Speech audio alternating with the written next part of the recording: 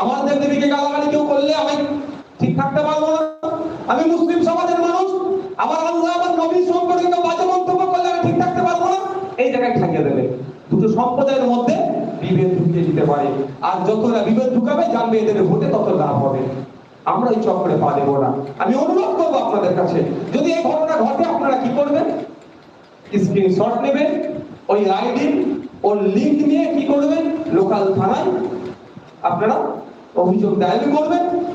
সেই অভিযোগ দায়ের ক্ষেত্রেও কিন্তু লোক নিয়ে যেতে হবে না। আমি অনুরোধ করবো আপনাদেরকে, যে অভিযোগটা দায়ের করতে যাবেন যে চলো দল বেঁধে 50-100 জন, সেটাও যাবেন না। আমাদের উকিলরা আছে, দেবদেবীর নামে যদি কেউ গালাগালি করে তার বিরুদ্ধে আইনত লড়াই লড়বো, আর ইসলাম ধর্ম সম্পর্কে কেউ বাজে মন্তব্য করলে তার বিরুদ্ধে আমাদের উকিলকে যে আমরা আইনে লড়াই লড়বো। আমরা ইন্ডিয়ান সেকুলার ফ্রন্ট জাত ধর্ম বর্ণ নির্বিশেষে মানুষের অধিকারের জন্য রাজনীতির ময়দানে এসেছি।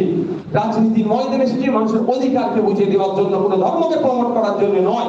কিন্তু কোনো ধর্ম সম্পর্কে কেউ বাজে মন্তব্য করবে আমরা চুপ থাকতে পারি না, আমরা তাদের বিরুদ্ধে আইনি লড়াই নামবো। আপনারা আমাদের লয়ারদেরকে দেবে, আমাদের লয়াররা লোকাল থানার সাথে কথা বলবে।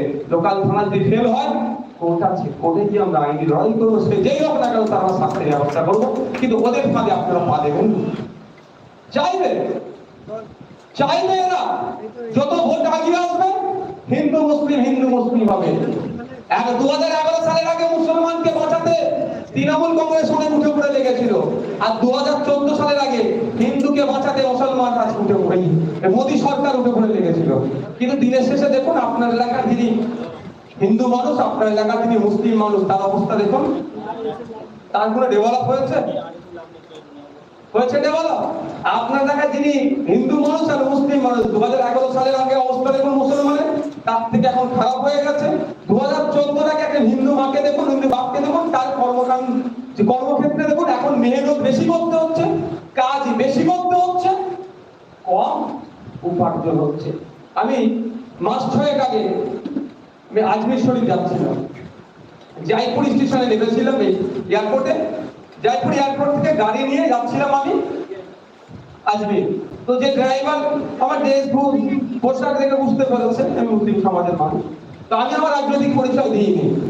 তো কথা বলতে যেতে কথা বলতে উনি আমাকে শোনাচ্ছেন যে একটা সময় ছিল সন্ধ্যা 7টার মধ্যে বাড়ি চলে যেতাম, যে ইনকাম করতাম, এখন রাত 12টা গাড়ি ঢুকলেও সেই ইনকাম করতে পারছি না। আমি তখন থেকে খুঁটসাতে শুরু করলাম। আমি বললাম আপনি এবার, ওখানকার যিনি সিএম ছিলেন, তার আগে তিনি সিএম ছিলেন, সব আমি একটু জানতাম, আমাকে খুঁটসালাম। উনি আমাকে ঘুরে বলছে আপনি কি রাজনীতি বোঝেন না? না আমি অতটা বুঝি না রাজনীতি। তো এইনারা কেমন ছিলেন এসব বলতে ওনার বক্তব্য যেটা ফুটে উঠলো, উনি হিন্দু সমাজের মানুষ, সম্ভবত রাজপুত হবে বা ওই ধরনের কোনো মানুষ সমাজের মানুষ। তো আমি অবাক হয়ে গেলাম, তিনি বিজেপির এত বিরোধিতা করছেন কেন? আমি জিজ্ঞাসা করলাম আপনি এত বিজেপির বিরোধিতা করছেন কেন? বলছে আমি তো ছাপা হচ্ছি, আমি নিজে আইউটনেস, আইউটনেস তো সবার সাথে নিজে আমি এটাকে ছাপা করছি। সকালে বাড়াতাম, সন্ধ্যা 7টার মধ্যে বাড়ি পৌঁছে যেতাম, যে ইনকাম করতাম এখন সকালে 12 রাত 12টায় পৌঁছালো, সেই ইনকাম করতে আমি পাচ্ছি না, কারণ আমার মেহনত বেড়ে যাচ্ছে, আমার ইনকাম কমে যাচ্ছে, সবাই এমন হচ্ছে। আমি বললাম তাহলে আপনি কি বিপ্লব করবেন?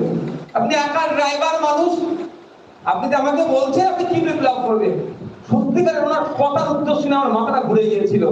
বললো আমি অন্তত যদি 6টা মানুষকে বিজেপির বিরুদ্ধে ভোটটাকে মাইনাস করতে পারি, এটা আমার জন্য বড় ভাবনা। আমি দেখতে পারবো আমার সন্তানদের ভবিষ্যতের কথা ভেবে যে আমি অন্তত 6টা ভোট বিজেপিকে মাইনাস করেছি।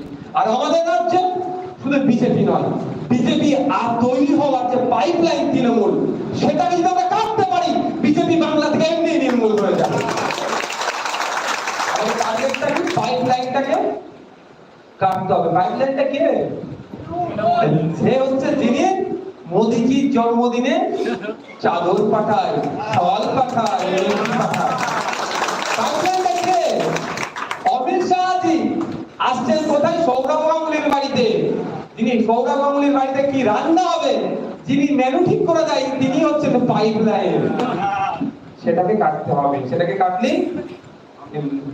চলে যান। আমাকে বলে ভাইজান আপনি ওদের বিজেপির বিরুদ্ধে বলেননি কেন?